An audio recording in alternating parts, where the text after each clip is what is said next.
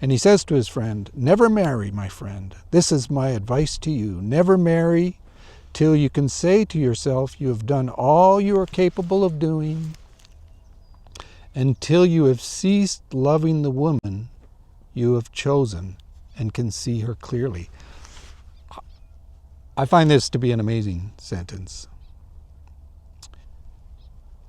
So I think for Prince Andrei, being married, it's not the marriage itself. It's marriage is just one thing that represents this whole momentum and this weaving of life of which he feels he's being caught up unfreely, and it's something he really hasn't chosen. And I would say part of his existential dilemma is this question of freedom. How free are we? What is this actually a thing? But he communicates to his friend, never marry till you can say you have done all you are capable of doing. And so marriage for Prince Andrei as this young man is very much feeling like a constraint. It's the marriage itself. It's not Lisa, but it's the marriage itself. And then this other part of the sentence, do not marry till you have ceased loving the woman you have chosen and can see her clearly. And so you see this very insightful comment from Prince Andrei, how you can just get caught up in the rapture of love, as perhaps just even a few months ago he was, but he couldn't see clearly. And it's like you can just do these rash things as a young man. And it's just the phrasing he gives here, it sounds contradictory. Do not marry until you have ceased loving the woman you have chosen and can see her clearly. And there seems to be some wisdom here that Prince Andrei's, it's funny, you have this character who's just struggling, yet he has these moments of wisdom of, what love is. Love isn't this rapturous thing, but he's kind of already aware that there's got to be something just fundamentally deeper than that. So he's kind of like, don't be caught up in all this fluff until you've kind of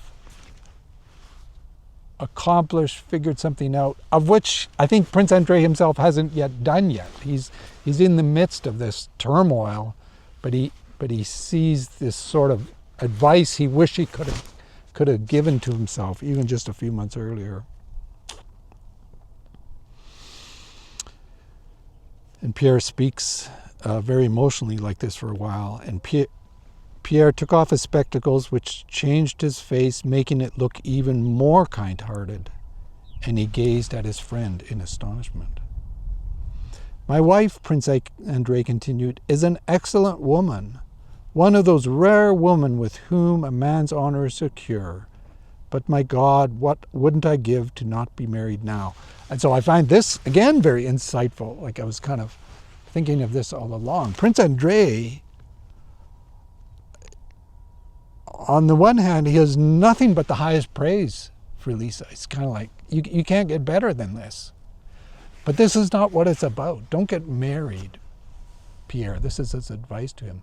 Now look at me. I've married the best woman there is. There's nothing better than Lisa. But you just see how these kind of they're seeming opposite ideas and opposite emotions and opposite feelings coexisting, and at once it comes out one way, and yet you see this other side.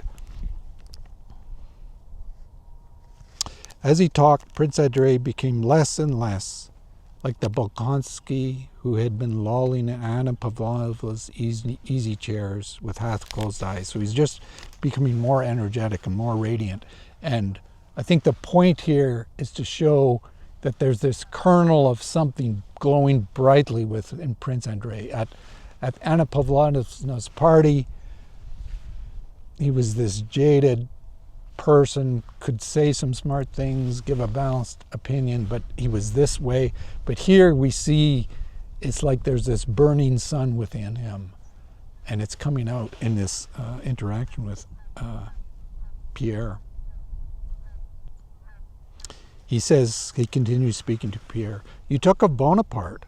Why, when he was working towards his goal, he went forward step by step. He was free. And so this is Prince Andrei's idea of Napoleon. Whether it's true or not, it might be just another kind of naivety. But he what he respects about Napoleon isn't a political thing. It's kind of, those things are kind of neither here nor there. So he can say of Napoleon, yeah, he did good here. He kind of was something there I can't support. But what Prince Andrei, as a distinct from Pierre, what Prince Andrei sees in Napoleon is here was a free man. And again, I think this is sort of a naive idea, but this is the idea of which Pierre sees as an example to aspire through to, and is intrinsically caught up in this whole existential crisis, I think, is what is freedom possible? Is it possible to live as a free person? Or are we just compelled to obey our instincts and be guided by the environmental influences and just to compete, repeating to ourselves some mash of ideas that really were just robots, actors playing. But in Napoleon, he sees here is a free man. And so there's this purity he ascribes to Napoleon. Again, I think naively, but it's a kernel within Prince Andrei. And so he's going off to war, and he says, now I'm going off to war, the greatest war there ever was, but I know nothing and I'm fit for nothing. So he's kind of have this, he feels, unlike Napoleon, he's been caught up in society, he's been caught up in being married, and it's kind of been a burden to him. And we get this little sentence about his father I wish to speak about. And you see the influence of his father on him. And it's kind of a negative one. He says to Pierre, my father is right. And he speaks kind of very poorly of women. They're selfish, vain, obtuse, petty in everything. That's what women are when they show themselves in their true colors. And this is an extreme. This, I think, can be ascribed to Prince Andrei's father. I'm yet to reserve judgment whether Prince Andrei himself feels this way, but he seems to be parroting his father, but he's just caught up in this emotion, as young men can do, saying things that come into his head. And it seems to be extreme.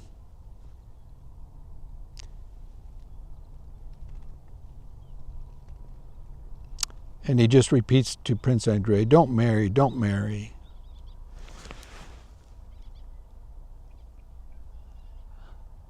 And so you can give blame to Pierre. He's the one who is the instigator of this bad turn in the marriage with Lisa and the suffering that it's causing her. But at the same time, he himself feels no alternative, and he has this existential crisis of freedom. Is it a thing? Is it possible? Are we actually free? Or are we just caught up within life? And Pierre is just astonished at this. It seems to me preposterous that you should consider yourself incompetent and your life ruined. You have everything before you, everything. And I mean, again, remember, Prince Andrei is like Pierre's hero. He's like the smartest guy, around. He has ideas and opinions of everything. And Prince Andrei is the one that Pierre kind of wishes himself to be. And so this is like just astonishing to Pierre. Why Andrei would speak this way. Prince Andrei embodied all the qualities that he himself lacked.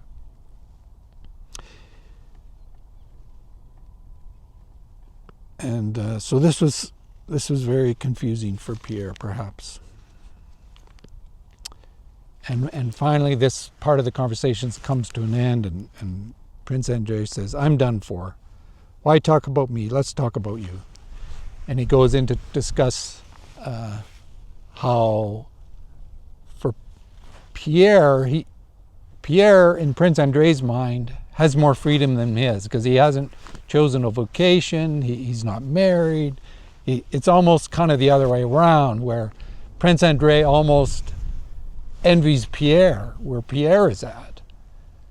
And he kind of sort of almost like he wishes he could just turn the clock back 6 months, a year, and his whole life could be on a whole different trajectory. "What is there to say about me?" Pierre said, his lips parting in a carefree smile. "I am a bastard." And he suddenly blushed crimson. It had obviously required a great effort for him to say this. "I am without name or fortune." And that's not quite true. His father's an extremely wealthy person, and he has a name, but the idea that he's an illegitimate son, of course, sort of means everything. "For the present," this is what Pierre says, which is a funny thing given what we've just heard from Prince Andrei. "For the present, I am free, and I'm all right. Only I have no idea what to take up, and I wanted to seriously consult you." And so this is hilarious, almost. It's like Prince Andrei is in this crisis of freedom, and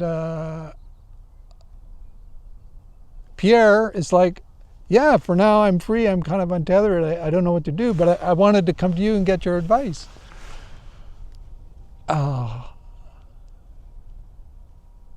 Because he sees kind of like Prince Andrei is the one who's got it together. His life's on a great trajectory. Prince Andrei looked at him with kindly eyes.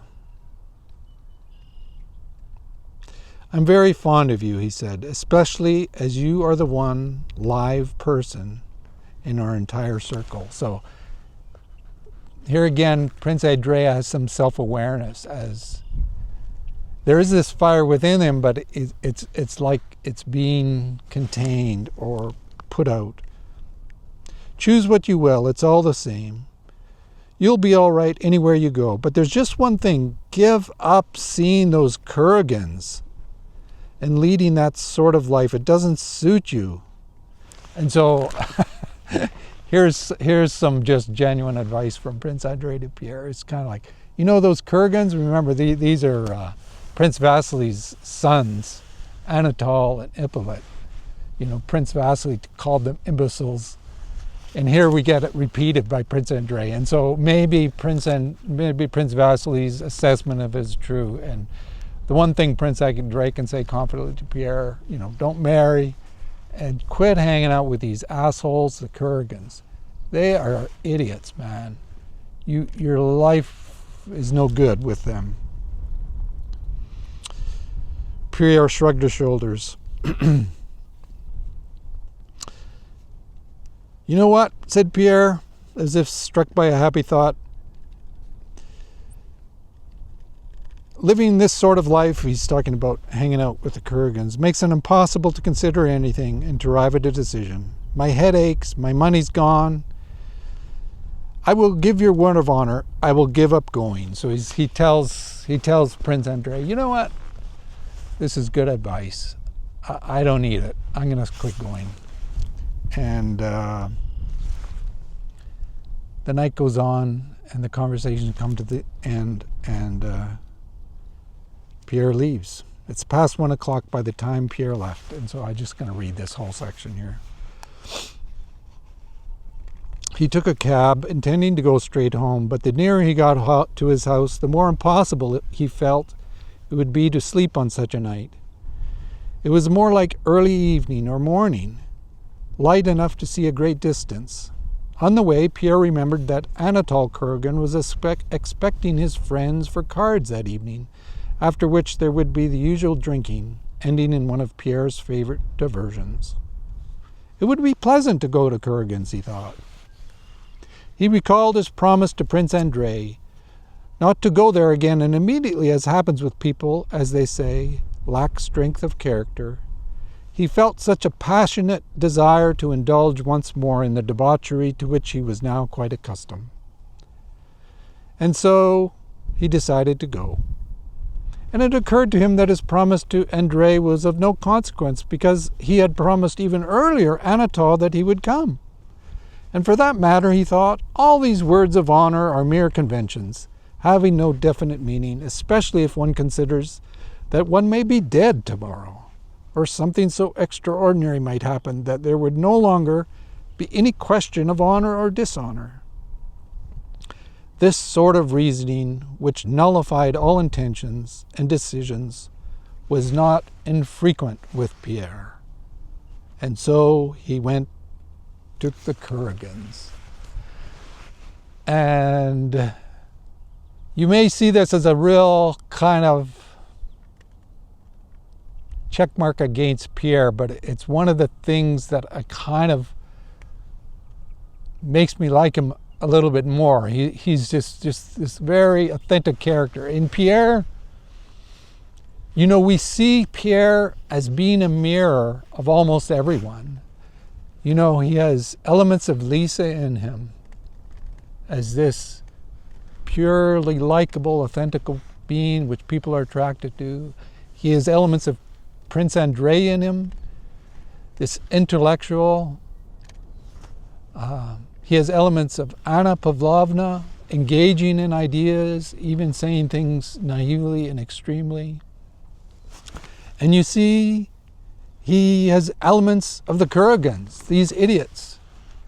At one time he can be speaking elegantly and intelligently about one thing, and then also go and completely enjoy himself with a bunch of idiots. And I don't know, I just like the complexity of this description of characters. And Pierre almost encapsulates everyone within himself in this way. And who is the real Pierre? And that's almost like, well, either we don't know, or there really is no real Pierre under there. Is there? What? He himself is sorting these things out, but he kind of has an ability to speak with everyone, to confide with Lisa and tearfully be empathetic to her, to speak, the only one for whom Prince Andrei can speak to authentically. Anyhow, Pierre goes there, and it's just this drunken party, and strangely they have a bear there at this party. Give it to a bunch of young men where they got this bear. Perhaps from the zoo or something, if there was such a thing. And we meet this other character who's there, Dolokhov. Dolokhov was a friend of Pierre, and it's described that Dolokhov was a man of small means and no connections. And he lived with Anatole and stood on a footing that everyone knew them both and had more respect for him, including Anatole himself. So this Dolokhov character is kind of like, where the hell did he come from? He has no money, he has no means, he has no name, and yet he's found his way inside this connection of Anatole, son of Prince Vasily. There's high connections of wealth and sort of thing, and so you get this idea of who this character is.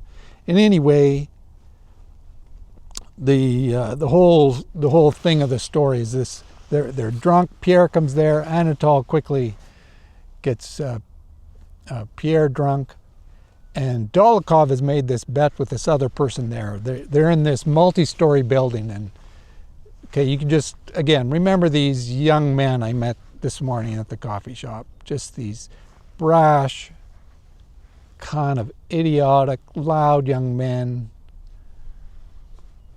This is this group here.